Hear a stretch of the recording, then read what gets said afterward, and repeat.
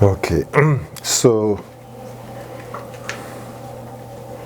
I don't have any specific topic, as you know usually, but today we, again, we usually go through the Heart Sutra, okay, Heart Sutra.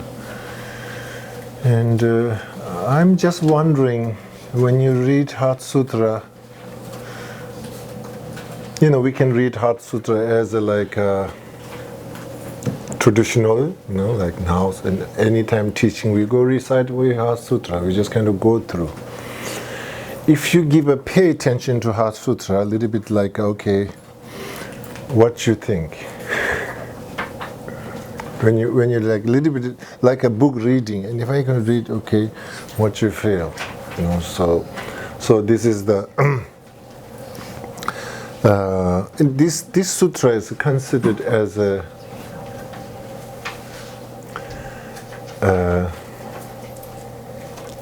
there's a one Rinpoche in India, great master, and I think a couple months ago he told all the discovery and the knowledge of the world we can put in one side. If we put Heart Sutra in one side, Heart Sutra is much more is like much more heavier. The knowledge of Heart Sutra, somehow he expressed that. So now the presentation into the Heart Sutra. So of course, when you look at the surface,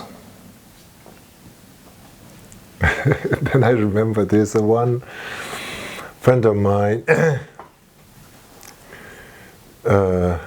Before she became Buddhism, she was working in Paris. I think she's one of those models who does fashion shows, and she was like just traveling all around the world.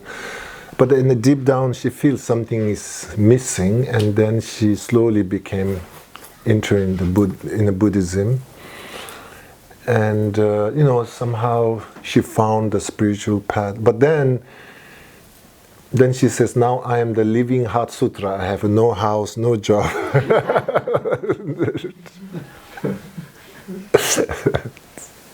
Sometimes, okay. So it is a lots of presentation of this Heart Sutra. When you read, there's a lots of saying like there's nothing, and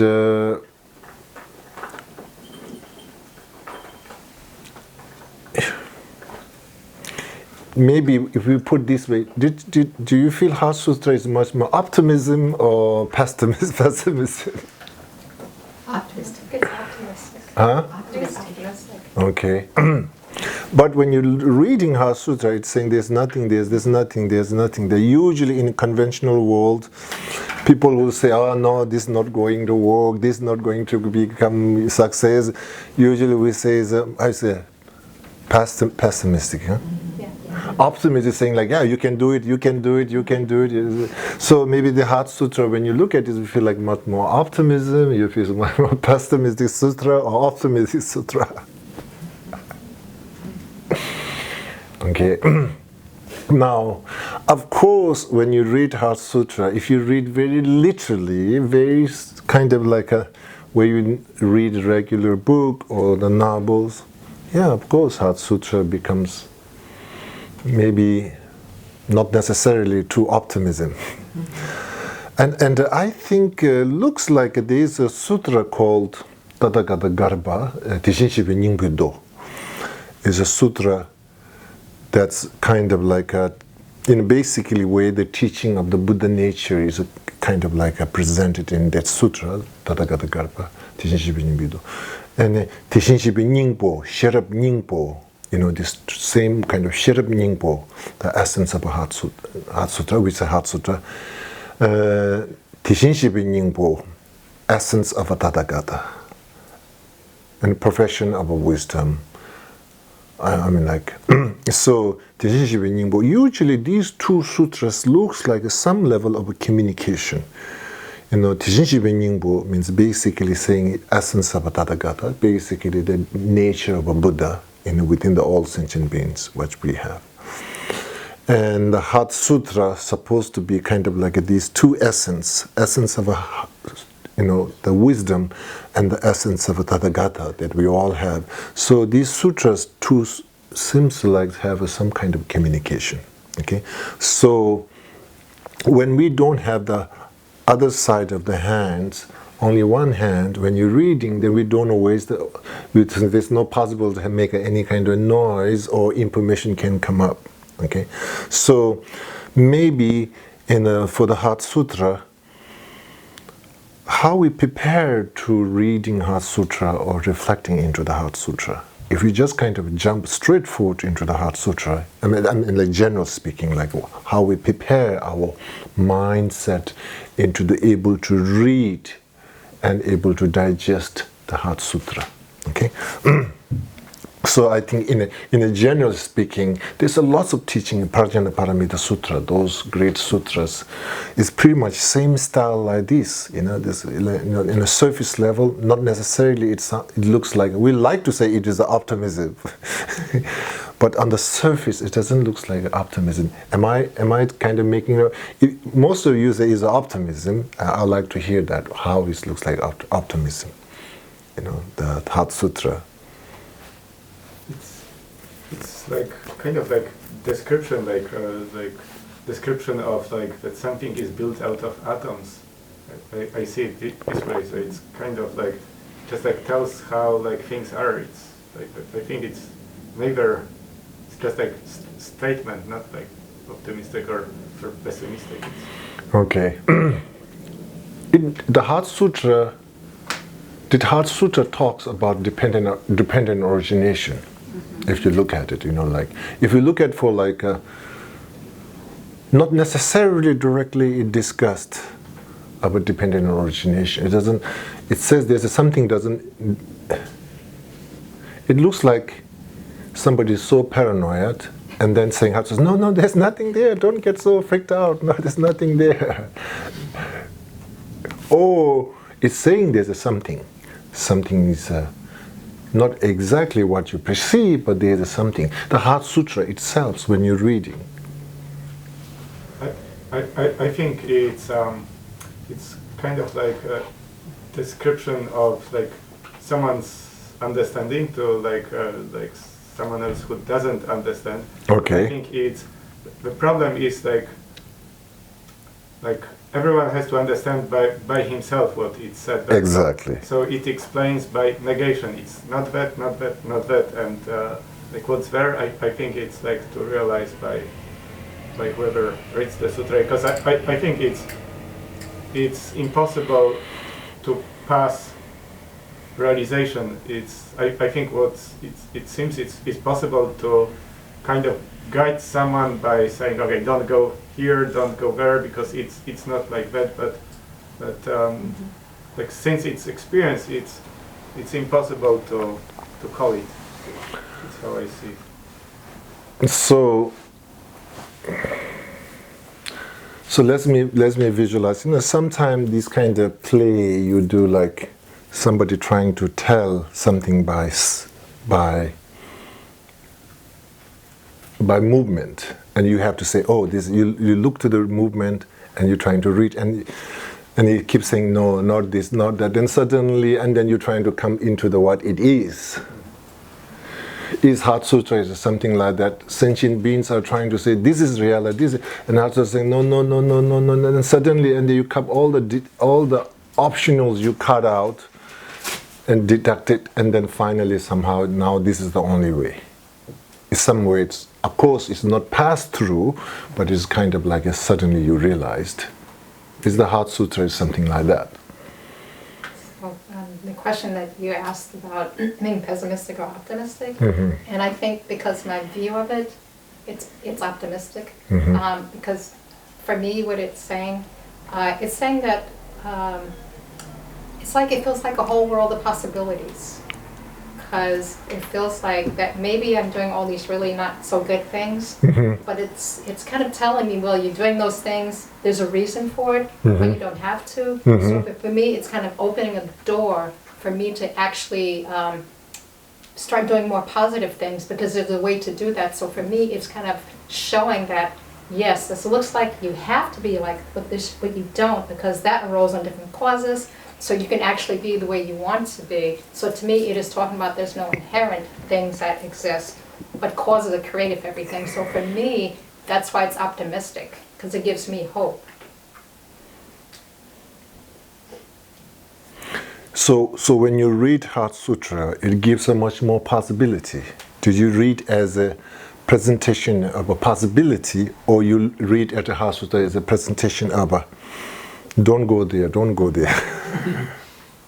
Or it's saying like, you can go wherever you want. Did you read Heart Sutra as a, you can go wherever you want? Or you read Heart Sutra as a, don't go there, don't go there, don't. Then suddenly you get the right door you enter. Or how you read Heart Sutra as? I think part of it is really clear, like form is empty, emptiness is form. So that shows that they're dependent on each other. Like you can't have emptiness if there's no form. And you can't have form if there's no emptiness. So if you really think about that, that's like with everything. And then when they say no eye, no ear, no nose, I think that's what it's saying, like it's dependent on the nose to be no nose.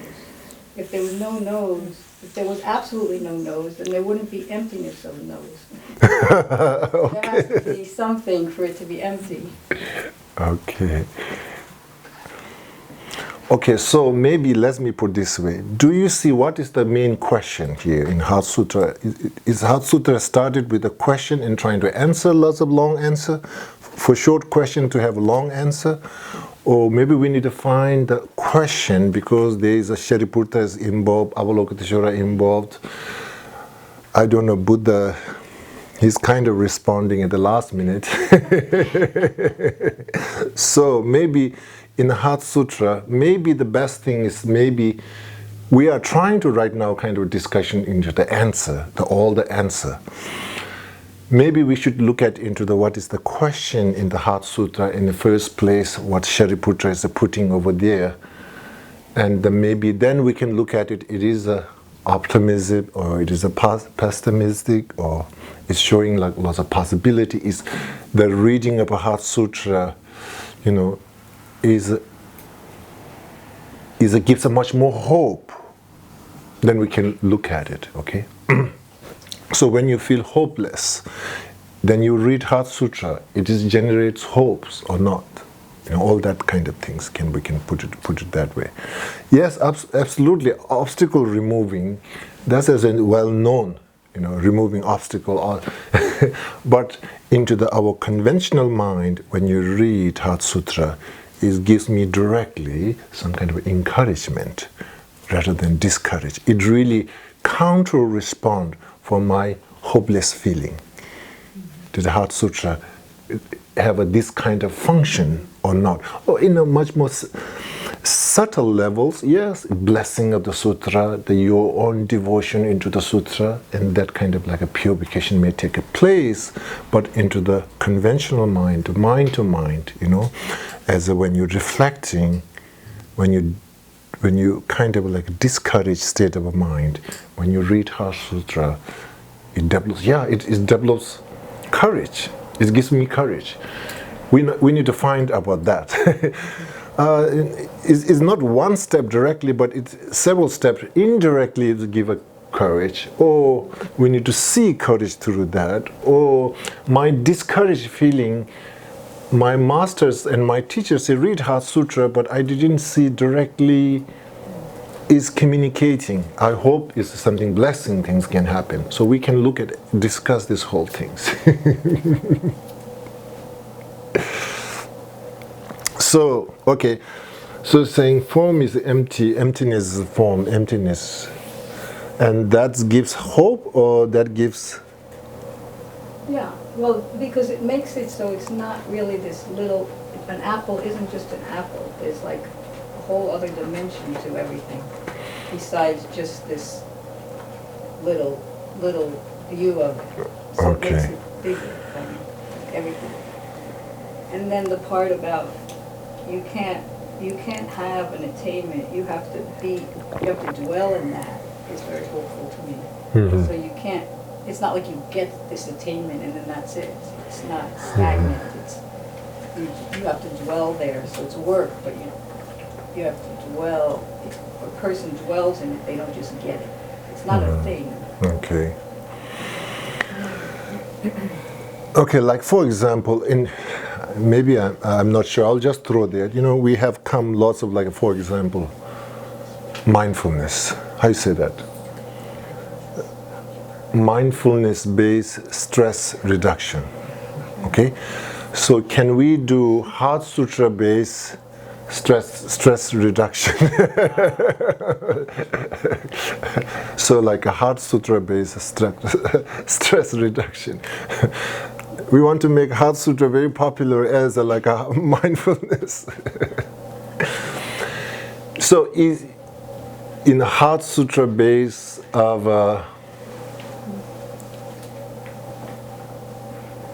all this today's world. I have one student. He works in Denmark, and he read lots of time the 3 principles of the path. Then he created one book about for the corporate business people. This book is basically structured based on the 3 principles of the path. So now he's becoming like any kind of, there's a corporation, business people, he goes to give this teaching. 3 principles are based of the how to, and mainly of course how to become like effective leadership and effective. But basically he took the 3 principle path base of how to get effective, whatever in a business world. So one day I met. He said he have to go to in Switzerland. There is a big business convention, so he have to give a talk into this this business. So 3 principles base of the economic study, something like that. Anyway, he published one book with some of the university together. So anyway, so basically, can Heart Sutra play same role like a mindfulness playing role, or Heart Sutras can be possibility to be more effective? If you ask this question, maybe if Shariputra is today, he is there, then I think he might ask this question: can this professional wisdom can be reduced, able to be, by this practice of professional wisdom, can reduce the stress. All the bodhisattvas in the world. I think, I'm just going to just think for it myself on a pedagogical level. Like this is like the 400 level. And mindfulness seems to be like a 100 level course in a way when you're looking at it, at least from my experience. And I can remember when I first read the Heart Sutra, it was difficult to connect to it because I didn't have an inherent understanding and a foundation of a scope and sequence, so to speak, behind that. But then I think embedded in this Heart Sutra is the questions, like how does one wish to engage? So it begs the question of the person. First, you need to engage, right? So I need to reflect on, okay, am I engaged in that? Do I want to really engage in it? Like, so a question: do I really want to take this course? So that would be the first question. Like, do I really want to engage in the profound? To really look at the perfectly, and I like the word perfectly, because it doesn't mean that you can go off here and there, but to look perfectly really takes dedication, in my interpretation of it, really takes the focus and dedication. So then I think the question would be also, then do we have that dedication and focus? I mean, I think it requires that, and that it's so deep. I mean, it's so multifaceted, and there's so many layers to it, that it took a while to connect to it. Because I would say, when I first read it, without any information of Buddhism at all, I felt that it was cold, that it didn't have a connection to me. Coming from a Catholic background and a Jewish background, I thought, oh, this isn't working. But then through the years, but that's just a personal approach, and others probably have a very different approach to it. but from that kind of lens. But I'm just going back to thinking about the question is that you have to first commit to understanding it, it's asking us to. Well, if this is what you want to do, then can you engage in this profound practice of the countless aspects? I mean, it's right there, that sentence is like, it's a pretty vast thing. Okay. So, yeah, that's a good point, good point, good point. So, like for example, we are not necessarily, not necessarily sincerely engaging the one of the main practice of the mindfulness, but we kind of see how the effective of a mindfulness can play into our surface challenge into our day-to-day life. Like for example, it's kind of this mindfulness thing is not just kind of like a bubble. It is a real that people are experiencing effect in everything. Okay, so one question, even the theoretical level, like if a mindfulness basis of a stress reduction and this kind of like a healthy emotion and effective emotion, if we can able to build, so theoretically in also Heart Sutra base in all that effectiveness and reductions increasing, all that can be definitely supposed to be there. So maybe the question comes from the understanding point of view.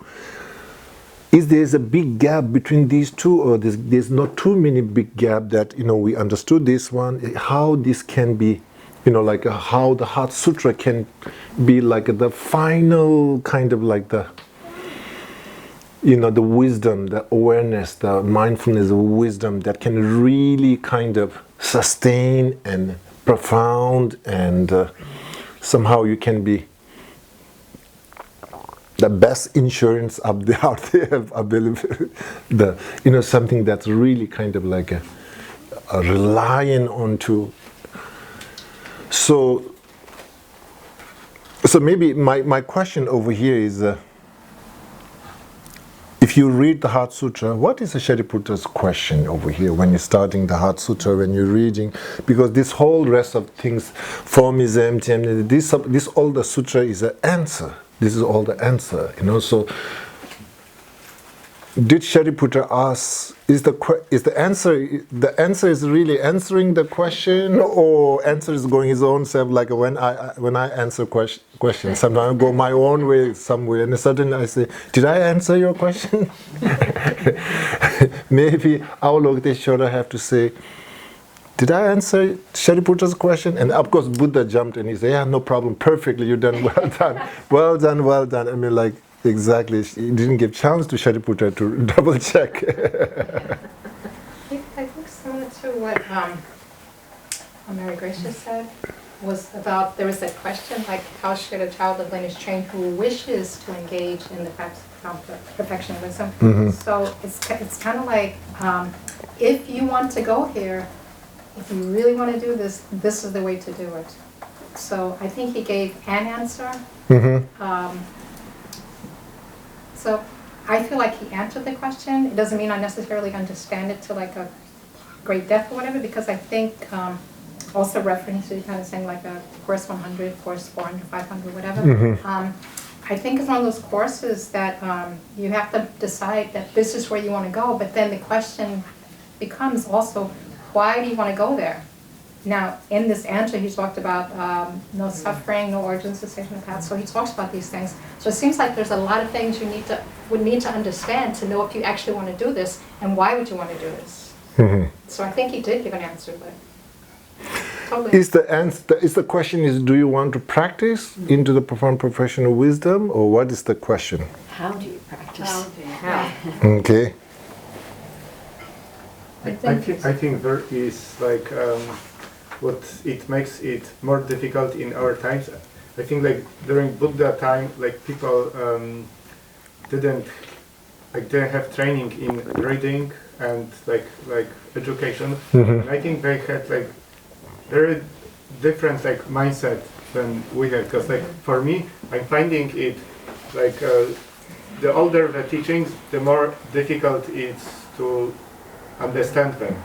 And this is why I don't like, for example, like to read like Sutra, but I would like to like read or listen to commentaries, because I think because they couldn't read, there is like this repetition, like more accessible. And, and I think it also makes our understanding of Sutra like more difficult than it would be like during times of Buddha, because we have somehow, because of school training, because of reading and how information is being passed, it's not done the same way, and we are not used to this type of language and passage of information. Yes. And it looks like more like weird, that there is like more to it than like really is. It's my suspicious. Okay, that's like really that's wrong, but because of language, it makes it a kind of like. I mean, yeah, that's sounds weird. Yes, I mean, like for example, over here, the question is not so much talking about how do I cultivate faith, how should I believe something, or it is a question is how to practice and engage in profound professional wisdom, and so in the question. The practice, and I mean, like in the question, there's a two question or there's only one question. The question is like how to practice, or at the same time, what is the profound professional wisdom also? It is a question is directly asking how to practice, but at the same time also like how we know this is the profound professional wisdom before I practice.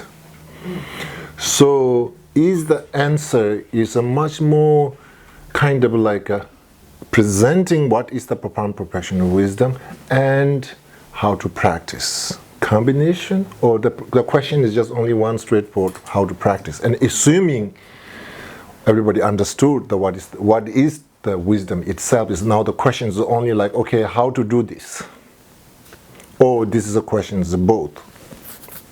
Yes, Jordan. The question and the answer are dependent on each other. Okay. So they both contain, the question contains the answer. Okay. I think it's both. That's really Zen style. Okay, one question. The question itself. The question contains the answer. How?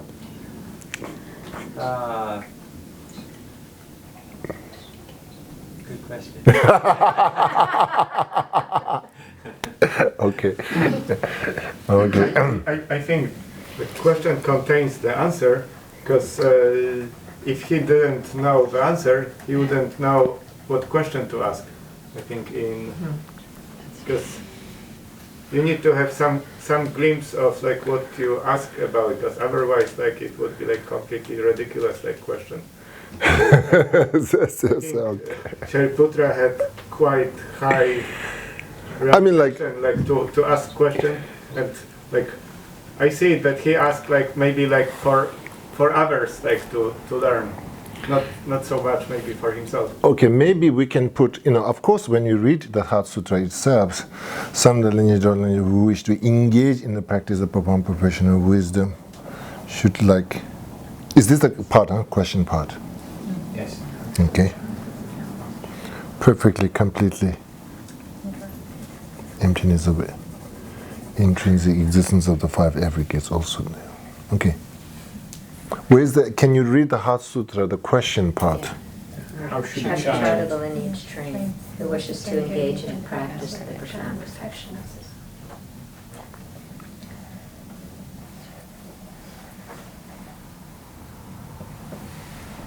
So if we ask question... Asked by somebody who has a profound understanding already. I think the meditation is right there. It's telling you how to meditate. I think it's right there, how to meditate on it. You go, it says the perfection of wisdom should look perfectly like this. And then, so let's say you have an emotion. So then you go to where it says, I mean, maybe this is too linear, but you say, you go to feeling is emptiness, feeling is empty and emptiness is feeling, and then you meditate on it. It's like a meditation, I think, and then you go into that, like, okay, this feeling I'm having is really empty, and emptiness is feeling, and like you, it's a meditate. I think it's direct telling them to go and meditate. Go and spend time with it and meditate. And Meditate. that's how you. That's how the directions are telling the person, I think. Go and meditate on this. So when something comes up, look at it in this way, and then you will maybe understand it. Let me put this way. This is a kind of like all the 100% question is here directly, or this is kind of tip of the question, and there's a lot of questions not necessarily put into the word what we are missing. You know, sometimes we can ask something, but directly you hear a few words, but to understand question itself, there's lots of background of the question itself. Is this have some similar something like, is this just kind of like on the surface we see how to engage in practice? That's it. That's the 100% question itself. Or there is a space to look at it, to understand the question. Not the whole question was expressed into this sutra. There is a question that's some part of the question that we need to kind of understood. Okay, so I'm making more complicated. Basically, simply what I'm going to ask is like, if somebody goes in your nerve, okay, now did Heart Sutra have any role? You say like, okay, you are empty, emptiness is not other than you are emptiness. Boom, you're trying to take care of that, or if there's a one way annoying, if somebody goes there, you just, you know, like then you say, okay, you are empty, emptiness is you are not under the emptiness, or you say I am empty. Is this way we respond to our reactions that comes up, you know, usually in our daily life, this kind of emotional outbursts comes up. How Heart Sutra can communicate? One of the key words, I feel like one of the key words it mentions at the beginning is training. So training the mind. Okay. So that training your mind in the things that they're talking about. When you get in a situation like that, okay, then I think it'll help us be able to respond instead of to react, because we've trained our mind to be able to really pull things apart, but we have to do that before we get into the situation. Exactly. Okay, good. Perfect. So then this is a training manual, Heart Sutra. it's kind of like, it's a life coaching, what you call it. Okay. So if you are trained in your daily life, daily commitment, form is empty, emptiness, form is another form. So when real situation happens, boom, you can, emptiness part will play a better role, way to not react, or how you going to look at that? I think emptiness, I think the Heart Sutra works really by addressing the root of all the problems that we have, which is the conceiving and understanding reality in the wrong way, as if it's really happening, that it's intrinsically existent, and that so it's really an understanding of the nature. Whereas, for example, mindfulness is more of a, you know, how you use your mind to remind yourself of that understanding. And so mindfulness is how you say, hold on a second, what's happening in my brain? How am I reacting to these actions? And then the understanding of really the truth of the nature of phenomena is what comes out of the Heart Sutra that helps you, I guess, going through those storm of emotions.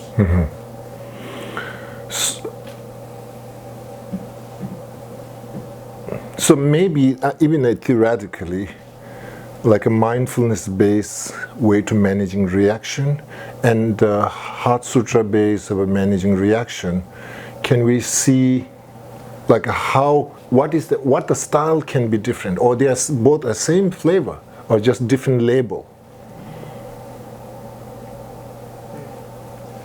You know, there's no such a thing. Right now, Heart Sutra based or reaction reduction. There's no such a thing. But just in the thinking wise, these two have the same style or same model way to managing our human reaction and emotional, you know, whatever different type of things. If you look at it, the Heart Sutra have the same kind of model like a mindfulness. Oh no, there are two different models, two different style. Can we even theoretically to describe mindfulness based managing reaction, emotional reaction? This is how it's doing, and Heart Sutra based managing our reaction this is how. There's two different flavor, two different style, and then maybe we can talk. Yeah, mindfulness is pushing us this way, and Heart Sutra is encouraging we go this way, or two different approach, or it is one is complementing another one much more deeper. I don't think, maybe, no, but I think mindfulness is the ability to keep the attention on one particular aspect, and that the profound elimination is like looking at the illusory nature of mind. Mm-hmm. So I think that that's the difference, because I don't know if you have to apply mindfulness in order to look at the illusory nature. Mm-hmm. So the two in that way, you have to have the one in order to have that ability. It's very complicated, isn't it? Because it's like, we ask the question, do you go to the Heart Sutra if you're having a hard time? I think it depends upon the familiarity with anything. Personally, it's more of the 8 verses mind transformation, like holding such a rare one dear as if you had found a precious treasure and all of that. But you look at those verses themselves, and those could have a basis within the Heart Sutra. So it's interesting. It's like the Heart Sutra itself contains these elements, contains mindfulness, contains these. Or vice versa, maybe mindfulness can contain the Heart Sutra also, like, so that's the question. Or no, so. A couple things. When you asked the question before, I believe, about was the Heart Sutra just it? Were there all these other different elements that it's also pointing to? And I think this part of the discussion now, talking about mindfulness, illusory nature, and stuff. It seems like we need to train in all these different parts to be able to train in mindfulness, to be able to recall the illusory nature. As the Heart Sutra talks about, like, oh, this isn't the way it appears. So it seems like we need to be able to recall those things and be able to, what's the word? When we're in a situation, be able to really focus on what's really happening as opposed to what our stories are telling us are happening. And then the other thing that I was thinking about is that in the near the beginning, it talks about how should a child the lineage train. And so aren't they talking about people who are already bodhisattvas? It's like, how should a child of the lineage train? Or are they talking about people who are training, period, in this path, but that they're already bodhisattvas? Well, we don't want to exclude our own self. Yes. No, we need to fight. We don't know. We are also included. So, yeah. But yes, you are right. It's a good, myself because yes. Exactly. I mean, aren't they like that audience for people who are at a certain level already? Yes. I think, like general speaking, is Heart Sutra's target audience is all sentient beings, all the bodhisattva, or only these beings. So of course they can be direct and indirect. In any situation they can be direct and indirect. Maybe directly, of course, maybe the audience was like those Buddhas and those bodhisattvas. Maybe indirectly or some ways yet it is intended for, because the question is universal. It's not only for bodhisattvas, So that's how we become like them. Exactly. So, now the question I want to put basically, in our day-to-day life, when the reaction and afflictions arise, the way to transform seeing, oh, this is on my own projection, or the answer is this not there, which will be better. How you see into our own daily life. In the Heart Sutra, it's not necessarily saying it's just your projection. Usually, really helps to in our own life is when you say, oh, that's my own paranoia. That's my own kind of like exaggeration. Dissolves lots of things. Makes kind of slow down your own reactions. When you have this kind of paranoia going on, then you're saying that there's nothing there. This expression will be effective, or expressions of just your projection? I think both. They are Both. the same thing. Okay. Now this is a good point. Is this the same thing? Is saying it is not there? Is it saying, and it's just your projection? Or when the Heart Sutra is saying there's nothing there, nothing there, nothing there, directly word is saying there, nothing there, or you're just saying everything's projection? I think the conventional reality exists, but it is a projection. I don't think the Heart Sutra says that nothing exists, so you become nihilist, right? So yeah, exactly. So now the question is, when you're going through in a kind of eruptions of your own reactions, did Heart Sutra you read as a seeing as these all are projections, or you read at the Heart Sutra saying there's nothing there? How you read, how you digest. If you see there's nothing there, but then he is inside, yes, there is it is there, and he's saying nothing there. Or this is much more direct, or it's just being saying there's something, nothing there, it's just saying, it's also saying it's just projection. I think that as you read through the point of no form, no feeling, no I, there's a feeling of less of grasping. It's like this loosening up of the grasping. So is it the projection, or is it the grasping onto? Is it the grasping onto the idea behind the projection? So the Heart Sutra, as we're talking about it, getting deeper into this, is thinking about that grasping onto the solidness of inherent existence. And so it's the grasping onto the projection. It's the grasping onto what is the that projection of mind.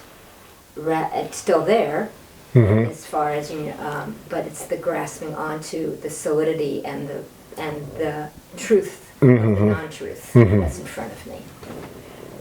So then the Heart Sutra does help alleviate some of that solidity to. This is really good. No. The question is like in our own life. Okay, when we're feeling this kind of basically Heart Sutra base of a therapy. Okay, you're doing your cell therapy or therapy with somebody. Of course, you have to listen first, and then later you say, "There's nothing there." That will kind of freak out your client, or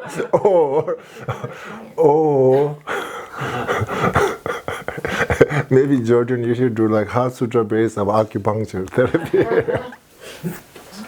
So like basically you go. At the end of when you're counseling, and the kind of Heart Sutra base of flavor, you're going to say there's nothing there.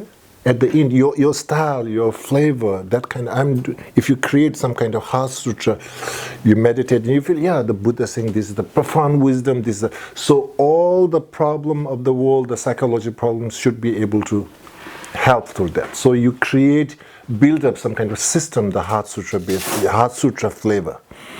So in the flavor, it's basically saying at the end looks like you have to tell to your client, There's nothing there. Your client will be freaked out. What? Or what you're going to say? What you think will come the Heart Sutra flavor? You're going to tell to your client, hey, or you're paranoid, you're going to say that? Or there's nothing there? Or you can say, well, this is from another prayer, a sumantra. It says, don't accept it and don't reject it. Just look at the bigger picture, kind of. It's not how it says it, but like it's like there is no form is empty, emptiness is form, is the same thing. It's like it's there, but it's not really what you think. So it's all interconnected, what these two were saying. Like it's the same, it's there, but it's not really there, and it's a bigger picture, like to put yourself into the bigger picture, then it lessens it. Okay, so maybe what steps we need to put into the Heart Sutra? We know that you have your client, and then finally you're saying form is the empty, emptiness is form, emptiness is not other than form, form is it. So you're going to, so like how? Saying accept it and don't accept it at the same time. Don't accept it and don't reject it. Just like so. I think we could look at external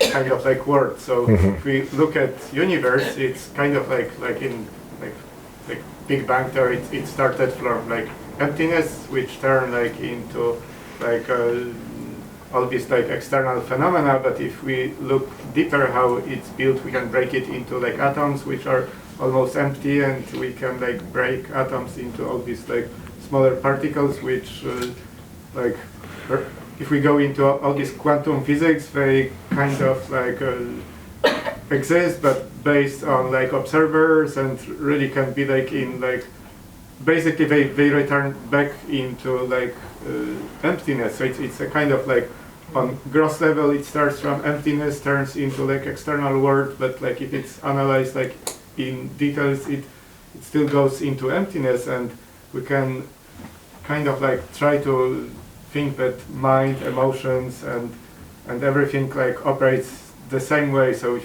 we have, let's say, like anger arise, like there was like no anger, then anger arise, but if we like break but it on the into quantum spot, physics, it's very difficult to go through all that on the spot when is the situation turns. I mean, like, there's too many things to reflect it. You know, you get so that my question is basically on the spot when the things falling apart. Bodhicitta. Juliet. It just seemed, like when you look into the nature of things, you end up with this unfindability. Mm-hmm. But that's not the end of the story. You also have to then, it kind of deepens your understanding of dependent origination. Okay. Now, I'm not sure that I read that in here, that Mm-hmm. he goes and talks about that. Exactly. But to me, that seems like something that would be,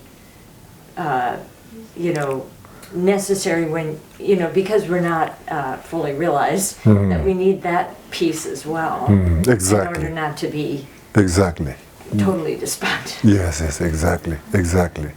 The dependent origination is possible because of emptiness. Of course, I mean, like a theoretical level, logical level, we can really totally understand. Now, what I'm trying to say is that when things are falling apart,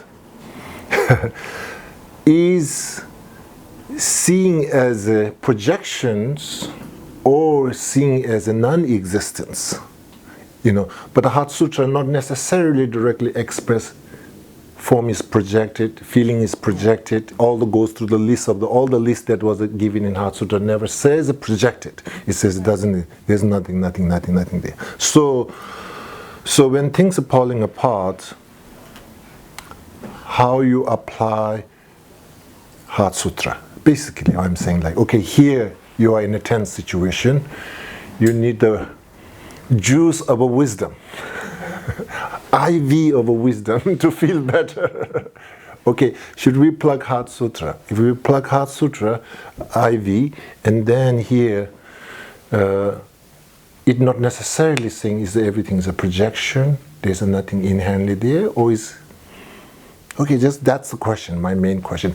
You know, the main thing is like, okay, let me put it this way. In your daily life, when you things are falling apart, what is the first step you can take? Compassion is maybe not necessarily immediately because there's a lot of resistance. How you dissolve the resistance and then you can take the step of a compassion. So the Heart Sutra, this whole thing is supposed to tear down all these resistance. Okay, so my main question over here is like how, you know, when you have a retreat and the Heart Sutra have a time because we can think all this great bigger picture. Okay, here you are tense situation you need to apply. So the question is, it not necessarily saying things are just your projection. Okay, and also even once. Yeah, I think this is the main question. You know, like when the things fall apart, what is the internal struggling? Do we feel that they are real?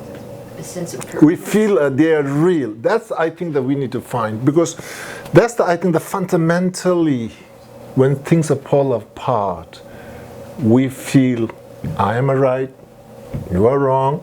The world is wrong, I'm only right. You know, there is a realness feeling. We're grasping it. Yeah. I mean, it's very tight. Yeah, and you believe. So when you say the real means reality, that is a reality. Okay. Okay. So now to cure that resistance, what is you need to answer two things. So you lose the grasping and then kind of let go of the truth. Or you need to work with the truth that believed by the grasping mind. You need to come with a truth that opposes the grasping, I guess. That is the opposite. So now Heart Sutra can communicate directly, isn't it? Do we need to have a dependent origination part that's like, you know, in the, like when we have a headache, there's a less circulation into our head. So basically, ibuprofen helps directly because of the counter response. So Heart Sutra does exact counter response when things fall apart.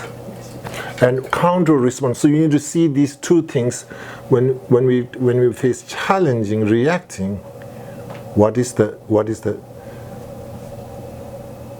What's I saying? Is this a truth? There's something truth, huh? You're believing into some truth. Yourself questions you could ask. Is this really how things appear? Okay. Is this really how things exist? Or how, because my sense of permanence is so strong at that moment. Yes. And is that...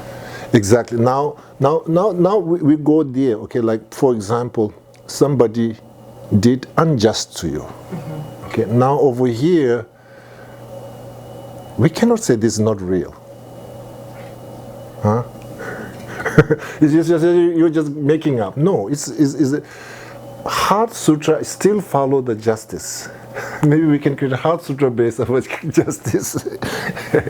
So, and still how Heart Sutra can support the just. And just can be complicated also. Am I making it more complicated? What about karma coming into that, right? Huh? Karma, okay, good. Yes, karma coming. So, okay, karma, Heart Sutra. Okay, now we are talking about reality. Okay, and there is a tense of situation evolving. And now, where is the reality? In such a case, where is the reality? Whatever I am experiencing, can we tell us our own self this is not real? We cannot tell that's not real. We can tell This is real happening. We can tell ourselves that it's not what it seems because we don't know the past karma, so therefore it's not that. Okay, how you apply this for Donald Trump? I was just joking. Okay. Yes. Well, I was thinking, because like you're saying, when we're like in the middle of something, you can't like just pull out the Heart Sutra and start reading, right? So what I'm thinking about is when I'm in some situation I'm grasping, the first thing that I notice, I don't have the term I'm grasping, but my mind is really disturbed. Yes, For okay. me, that is my clue that I need to really get some more perspective about it. Okay. Okay. Yeah, so Okay. for me, that's a big clue. Perfect. So the fundamental over here is that it's a Heart Sutra also express some kind of truth. Heart Sutra also kind of acknowledge your challenge. Heart Sutra also supposed to answer your challenge based on the truth. So basically, the question is Heart Sutra supposed to express the truth. Heart Sutra supposed to give the solution for your, problem. Okay, so not just kind of like a technique. Sometimes if you say technique, then not necessarily you need to build in the base on some kind of truth. It's just kind of trick and technique, so you can have some relief. So the question over here, Heart Sutra is supposed to express the truth at the same time, answer the challenge. So now over here, like when there's a reaction and there's all these things happening, Heart Sutra telling you that it's not there, or it's telling like 50% is there, but you are making 100%, or what is Heart Sutra? Basic Heart Sutra saying there's nothing there.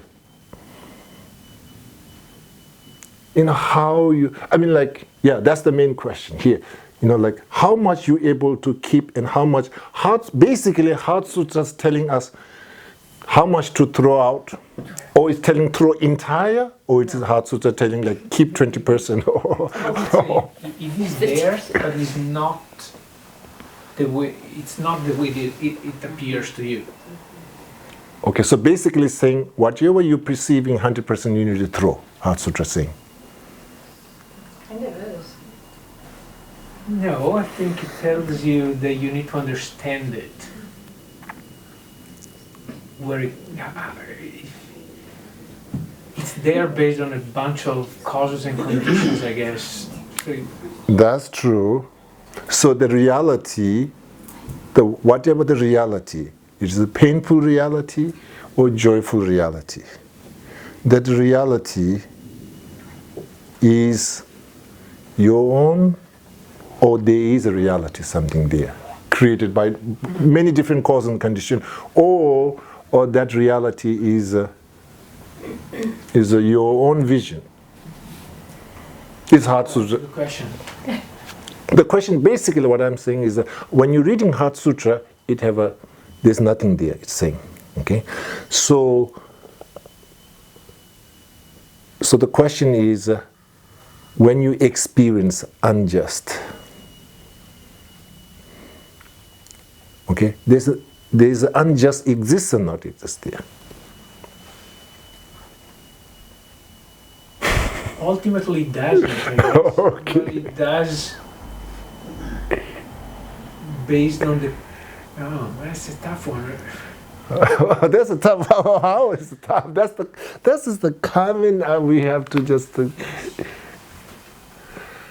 So basically,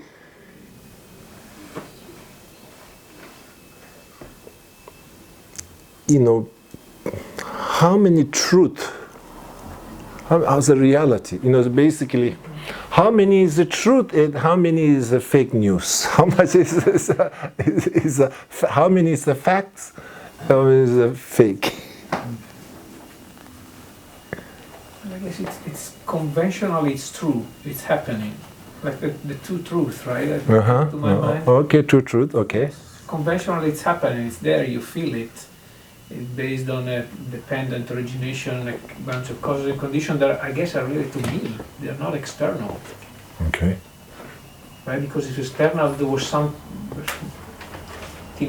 existing of its own origin that wouldn't really work, right? It has to come from me. So is your own kind of like a movie? Yeah, yes. Okay. Now, is Heart Sutra talking something like that? Huh? No? No, not directly. Essentially, Heart Sutra saying is your own movie. It's not real movie. It's you made it up. Yes. It's a fiction. When you say Heart Sutra, say there's no form, no, all this saying basically what's going on in our life is a fiction. Okay, so. That's what Heart Sutra is trying to tell. It directly saying like, all these things, drama is, you made it up, you made it up in your own mind. It's a fiction. It's not reality. Or reality. Then what is a reality? I think it's like state of mind. Kind of, it's like people like historically would believe that there are like Martians living on Mars. It was reality until they discovered something else. It became new reality, and I think we perceive like whatever we perceive as reality until we like learn that it's not. But it becomes our like new reality, and the kind of Heart Sutra is like telling us that kind of there is like no essence to. Okay. So one way to look at it, our daily Heart Sutra is relevant into our daily challenge. Or Heart Sutra is something that later on we should go on. Or is the Heart Sutra have any suggestions into our immediate challenge? It have any rule in space to give some kind of healing into our immediate challenge? Then like we need to look at how. And then, basically,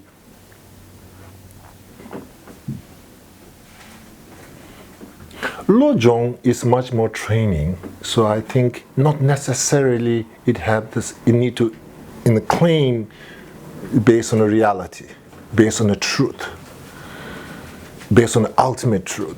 Now, Heart Sutra is supposed to claiming all these suggestions are based on ultimate truth. So here, it is not just kind of training. It's not just kind of like a way to mind to shift. It's giving two things based on a reality. We are trying to making this suggestion. We're not just kind of giving you some kind of like an exercise, mind exercise. Okay, so now I think fundamentally here, we are not necessarily able to take the advice immediately of the Heart Sutra, but if you kind of put in a simple language, what kind of possibility of advice that we can take from the Heart Sutra? What kind of mindfulness sutra and the Heart Sutra have a different advice into our immediate challenge? If you just look at it, like a loving kindness, then you can see it's not necessarily, it's just trying to giving you a different emotional solutions. But the Heart Sutra is basically not replacing the challenge itself. It is facing the challenge mind itself and telling like, it's almost like a, face to fight. It's not trying to say, okay, you're going this through, but just time being, just don't do this, do equanimity meditation and then go to, it's not redirecting. Heart Sutra is not trying to redirect, not to do a detour into the samsara. Anyway, but it is basically saying, okay, that's the only way. I'm not sure you will make it or not make it. Heart Sutra is saying, go drive it. So over here, so now that kind of like a comfort, it is a kind of like a Heart Sutra supposed to be a kind of like a, not necessarily, how you say, defensive, but it is a offensive tools to our challenge into our life. So that kind of offensive approach is now we need to find based on explaining based on reality.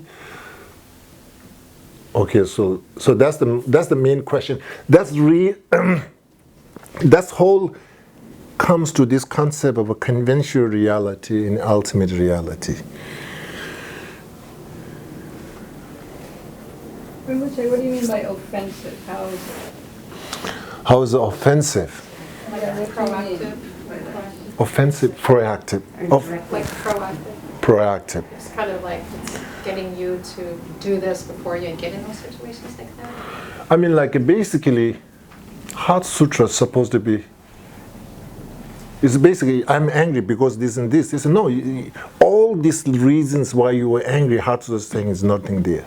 It's not saying like do compassion. It's saying like all the reasons. Just it is a communicating why you are angry. And saying like. It's not real.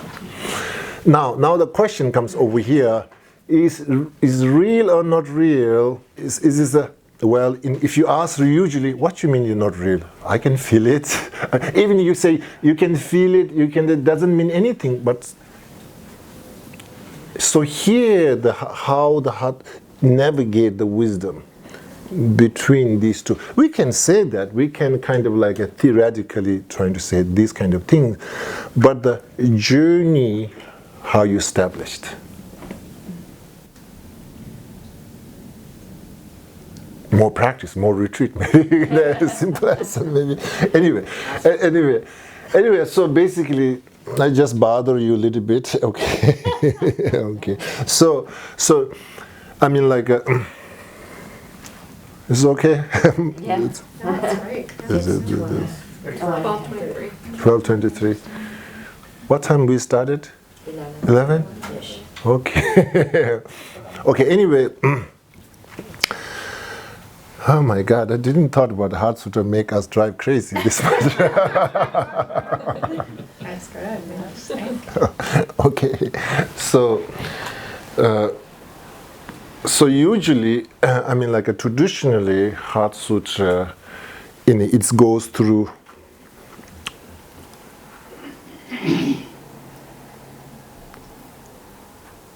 I think like, I don't know, maybe like 3 different layers of a way of a meditation of emptiness, or 3 or 4 different layers of a meditation of emptiness.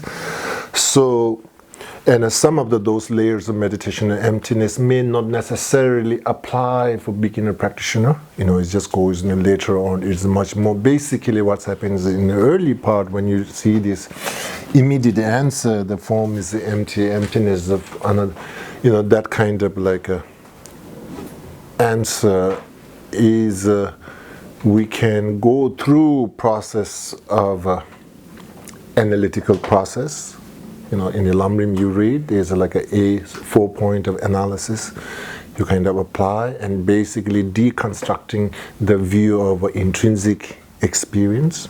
Okay, so that's kind of like a form is the empty. So basically, individually, so basically it is a very, I feel like it's a very manual. You do one by one. It's not like a copy and paste, no possibility. So it's a very manual, You do the form, then you do the feeling, then you do the, and this very, it's a manual label. Yeah, sure. Okay, I think this is what basically Heart Sutra is saying. Like, no, you cannot be lazy. You have to go with the form, and again go with the detail within the form. Then once you finish this for 3 years, then after 3 years you can to the feeling. Again, do all that things. So it's a very time-consuming. Okay. What about the part that says they have no decrease and no increase? They're That's not- it. We want to go there. Exactly. We want to go there. That's the copy and paste. So basically, there's that part of things. Then there's after the form is empty, and then you go to the 5 aggregates. Then what happens?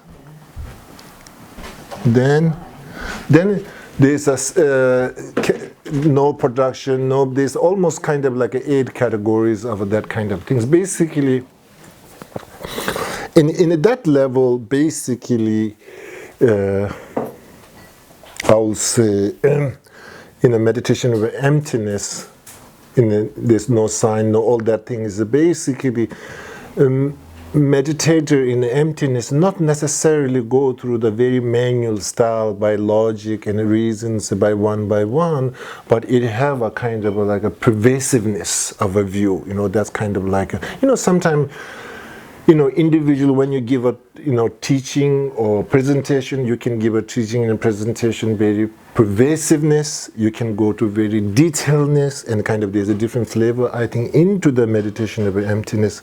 In that kind of description is a style of a much more pervasiveness rather than kind of like a very individuality. So that's kind of like another layer of a meditating emptiness. We are not necessarily ready at this moment, but the suggestion is you're not meditating, is a form is empty.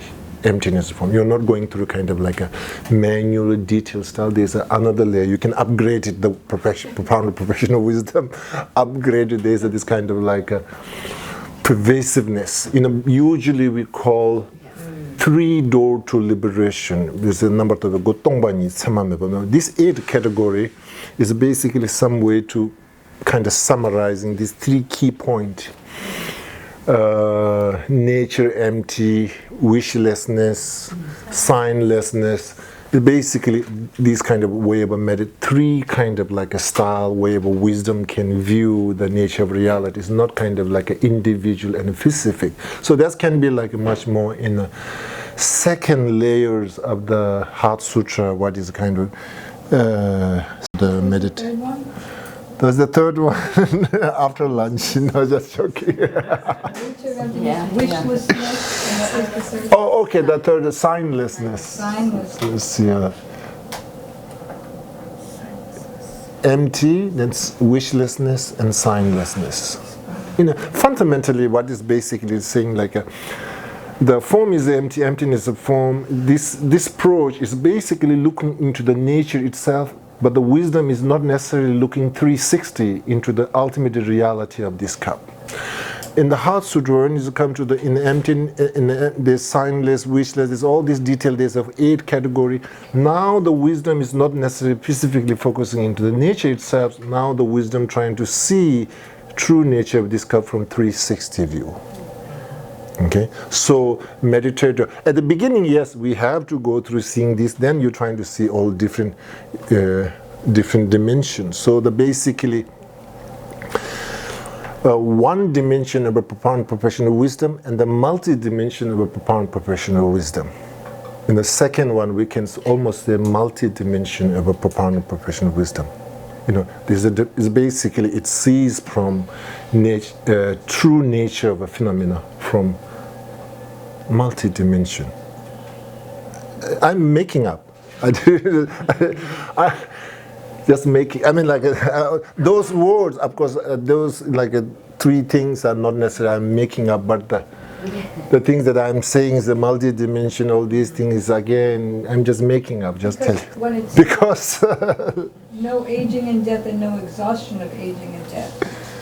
There's no suffering and no cessation. It's like both. No, hold on. Sue, you are speeding Heart Sutra ahead. Hold on.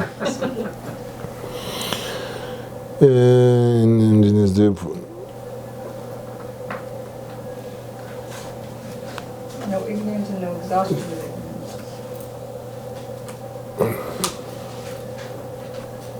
So when in emptiness there's no form, no feeling, all this coming. This is the 3rd level. The all phenomena are merely empty, having no characteristic, no produce, no cause, no defilement. All this is the way what right now what I'm talking the second layers of a meditation of emptiness, multi-dimension. Now, in the emptiness, there's no form, no feeling. Then there's a much more longer category coming. This go through. Like in emptiness, then there's what you're reading is no ignorance, no exhaustion, no ignorance, no attainment, no. So up to. No attainment is also no non-attainment. From in emptiness, there's no form. From that on to the no non-attainment up to here. This is the third category. You know, the second category is the phenomena are merely empty, having no characteristic. You know, that part, no, from there to no decrease and no increase. This is the second level. And the first level is in emptiness, there's no form. Yeah, form is empty, emptiness from just kind of putting within the 5 aggregates. It's the first layer. This is what I'm saying is that the first one is very manual. It's go one by one. You're basically applying 4 points of analysis. Okay. So basically, the third level in emptiness, there's no form, no feeling. This whole descriptions are basically, in some of the philosophical texts, we call subject ultimate and object ultimate. Of course, this is much more how you say?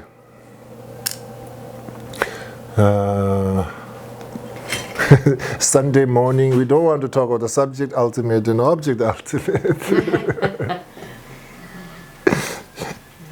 I have one of my friend, and he was in Boston, and there's a 2 center. He have a choice to go 1 center, APMT center, and they're studying evening lyric, you know, the mind and mental factor. And there's a 1 center he can go and just do simple meditation and you know, not too less conceptual activity. So he said, you know, long day, and then I go to study mind and mental factor. He got more exhausted. Then he goes to the meditation, and then he said he can relax and rejuvenate, and this is much better. So he says stop to going there. It's like it's already too much. You know, so basically this third level is basically descriptions of a meditative absorption or meditative equipoise kind of stuff. In emptiness, there's no form, no feeling, no discrimination. It's like basically describing our meditative absorption. And in there's like you have like a totally non-duality. You know, like you are, there is like you know, usually meditative equipoise is described because the collapse of 3 things. It collapse appearing of a conventional reality. It collapse kind of close or collapse or whatever we're going to go. It's have no kind of like a conventional experience. It have no kind of like a duality experience. It's have no kind of like a intrinsic appearance. So it is a kind of like a very unique state of a meditative equipoise. And in such a state, it is a really ultimate awareness. It is a deep, profound perfection of wisdom, the ultimate cognitive state of a mind. But it will not cognate form, feeling, conventional reality. There's nothingness. So Okay. you can't, if a person goes there, they can't function? Okay, that's again another question we need to ask our Lokta. No, that's good. Can they function? Can they Is function? there a point where they could do both? That's really advanced though, right? And maybe the fourth one, fourth level, when there was a pass beyond error, all that thing, maybe they can do both simultaneously. Okay. Okay, so fundamentally, not entire Heart Sutra may not necessarily, like we are able to kind of, in a beginning level, to seek a refuge when things are falling apart in our life. Maybe the first part, when the form is empty, emptiness of form, that might have some window to look at it, to have some oxygen, wisdom oxygen, to get breathe, to relieve that stressed.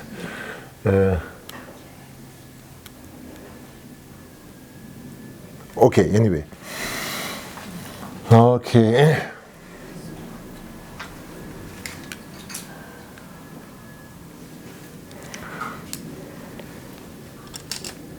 Okay. we'll do short dedication, and then we have a lunch, and afternoon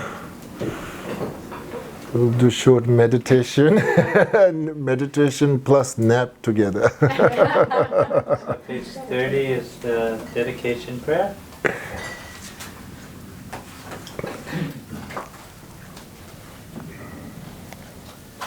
Due to the awakened state of Guru Buddha, that we may be able to liberate all sentient beings from their suffering. May the precious Bodhi mind, may that born have no decline, but increase forever.